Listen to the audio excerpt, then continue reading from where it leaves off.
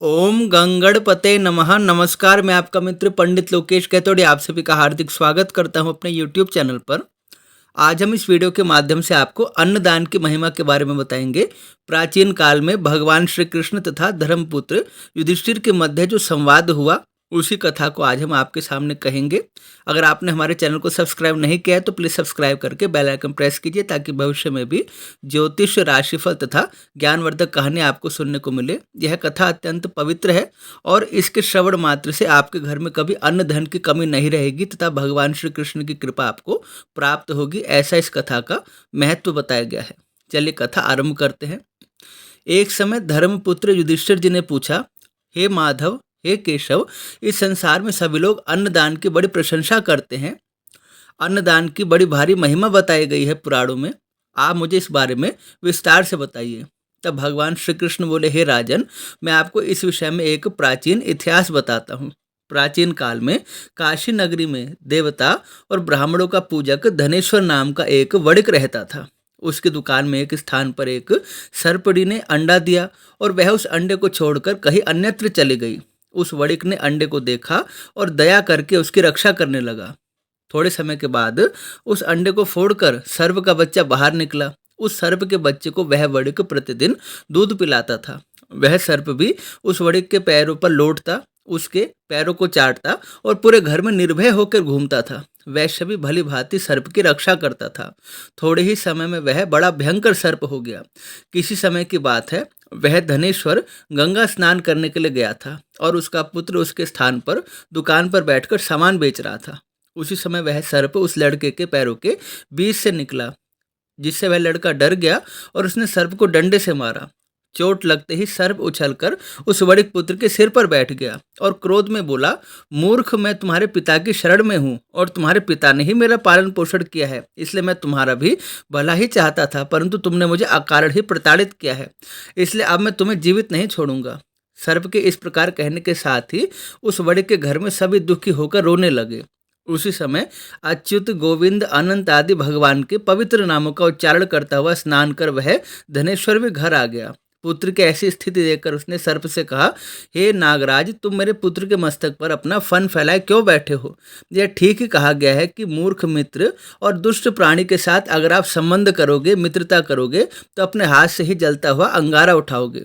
वणिक की बात सुनकर सांप ने कहा, धनेश्वर, तुम्हारे पुत्र ने मुझे निरपराध को मारा है, इसलिए तुम्हारे सामने ही मैं इसका प्राण ले रहा हूँ, जिससे कोई अन्य व्यक्ति ऐसा काम ना करे। यह सुनकर धनेश्वर ने कहा, हे सर्प, जो उपकार, भक्ति तथा स्नेह को भूलकर अपने रास्ते से भटक जाए, अपने कर्तव्य को छोड़ दे, उसे कौन रोक सकता है? परंतु क्षण मात्र तुम इस बालक को छोड़ दो। अब इसके प्राणों का हरण मत करो, जिससे मैं ब्राह्मणों को भोजन कराकर अपना पारलौकिक कर्म अपने हाथों से कर सकूं, क्योंकि बाद में मेरे पास पुत्र तो नहीं रहेगा।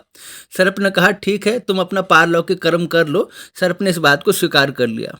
तदंतर वैश्य ने वेदवेता और जितेंद्रिय 1000 ब्राह्मणों तथा सन्यासी को अपने घर पर आमंत्रित किया और घी, पायस सहित मधुर स्वादिष्ट भोजन कराया। भोजन से संतुष्ट होकर ब्राह्मणों ने प्रसन्न होकर उस बालक को आशीर्वाद दिया, हे वणिक पुत्र, ब्राह्मणों की आज्ञा से तुम चिरंजीवी हो जाओ, तुम्हारे सभी शत्रु नष्ट हो जाए और तुम्हारा मनोरथ सिद्ध हो जाए। ऐसा कहकर ब्राह्मणों ने अक्षत और पुष्प उस वणिक पुत्र के मस्तक पर छोड़े। ब्राह्मणों के वाग वज्र से ताड़ित होकर वह सर्प मस्तक से गिरा और मर गया। सर्प को मरा हुआ देखकर धनेश्वर को बड़ा दुख हुआ और सोचने लगा, मैंने सर्प को अपने पुत्र की भांति पाला था और आज मेरे ही दोष से यह मर गया। यह बड़ा ही अनुचित हुआ। उपकार करने वालों में जो साधुता रखता है, उसकी साधुता में कौन सी विशेषता है? अर्थात वह प्रशंसा के योग्य नहीं है, किंतु जो अपना बुरा करे, अपने लिए अपकार करे, ऐसे प्राणियों के प्रति भी जो दया रखे, ममता का भाव रखे, उसकी साधुता ही श्रेष्ठ है। इस प्रकार अनेक प्रकार से पश्चाताप करते हुए दुखी होकर उस वणिक ने ना तो उस दिन भोजन किया, न रात्रि में सो सका। प्रातः काल ही गंगा जी में स्नान कर देवता और पितरों का तर्पण करके अपने घर आया और पुनः उन 1000 ब्राह्मणों को अनेक प्रकार के उत्तम व्यंजनों का भोजन कराकर संतुष्ट किया। इस पर ब्राह्मणों ने प्रसन्न होकर कहा, हे धनेश्वर, हम तुम्हारी भक्ति से संतुष्ट हैं, तुम वर मांगो। यह सुनकर उसने वर मांगा कि यह मरा हुआ सांप पुनः जीवित हो जाए। वैश्य के यह कहने पर ब्राह्मणों ने अभिमंत्रित जल सर्प के ऊपर छिड़क दिया। सर्प जल के छींटे पड़ते ही वह सर्प जीवित हो गया। यह देखकर धनेश्वर बड़ा ही प्रसन्न हुआ और नगर के लोग धनेश्वर की प्रशंसा करने लगे। कि ये बड़ा साधु व्यक्ति है, इसके हृदय में सर्प के प्रति भी ममता है, तो अन्य प्राणियों के प्रति इसके हृदय में कितना प्रेम और कितना सम्मान होगा। महाराज, यह अन्नदान का जो महात्म्य है मैंने तुम्हें संक्षेप से बताया है। जो व्यक्ति संसार में भूखे मनुष्यों को भोजन कराता है, जो प्यास से पीड़ित है उनको जल दान करता है, जिनको वस्त्र चाहिए उन्हें वस्त्र देता है, औषधि चाहने वालों को औषधि देता है, जो इस संसार में निर्धनों की आवश्यकता का ध्यान रखते हुए उनकी सेवा करता है तथा निरंतर अन्नदान करता रहता है, वह इस संसार में सांसारिक सुखों को भोगकर अंतकाल में विष्णु लोक को प्राप्त कर लेता है। वह जन्म जन्मांतर के चक्र से छूटकर मेरी ही शरण में आकर मुझे प्राप्त हो जाता है। इस प्रकार भगवान श्री कृष्ण ने धर्मपुत्र युधिष्ठिर जी को अन्नदान की महिमा बताई, जिसे सुनकर महाराज युधिष्ठिर जी को बड़ी प्रशंसा हुई। और महाभारत में वर्णित है कि स्वयं धर्मपुत्र युधिष्ठिर जी भी प्रतिदिन लाखों मनुष्यों को भोजन कराते थे और कोई भी अतिथि उनके द्वार से भूखा और खाली हाथ नहीं लौटता था। उनके राज्य में कहीं भी कोई भूख प्यास से पीड़ित नहीं था, कहीं कोई ऐसा व्यक्ति नहीं था जिससे कोई दुख हो और इस बात का उन्हें पता ना हो। भगवान के आज्ञा स्वीकार करके उन्होंने सदा ही परोपकार का और जन कल्याण का कार्य किया और इसी पुण्य के प्रताप से अंतकाल में वो सशरीर स्वर्गलोक को प्राप्त हुए।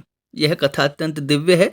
इसके सुनने मात्र से मन में शुभ संकल्प और उत्तम विचार उत्पन्न होते हैं, भगवान के चरण में भक्ति उत्पन्न होती है। मनुष्य को कल्याण करने वाली कथा जहाँ सुनी जाती है वहाँ कभी अन्न और धन की कमी नहीं रहती तथा व्यक्ति संपूर्ण सुखों को भोगकर भगवान की भक्ति को प्राप्त होता है। राधे राधे। आपको कथा कैसी लगी कृपया कमेंट करके अवश्य बताएं और इस वीडियो को लाइक करें, शेयर करें। पुनः भेंट होगी नए विषय के साथ। और अगर आपने हमारे चैनल को सब्सक्राइब नहीं किया तो सब्सक्राइब कर ले और पुनः भेंट होगी नए विषय के साथ। तब तक के लिए आप सभी को जय श्री राम।